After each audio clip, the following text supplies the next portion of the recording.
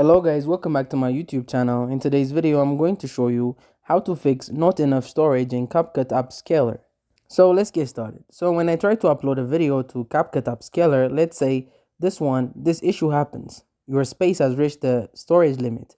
You can delete some of your files. So I will show you what you need to do to resolve this issue. So first, click OK and then go to Capcut right here in the upper left corner, then confirm and leave this page. After a few moments, this screen will load. Once you are here, go to spaces and click your username. Here you can find all your uploaded and upscaled videos, and as you can see, the storage limit have been filled. So from here you can just select whichever videos you don't need anymore. I will select this few and I will press move to trash and confirm that. Now take a look at the storage limit right here. It has decreased, so you can go ahead and delete all of the videos if you don't need them anymore, and you'll be fresh at the start. So that's it.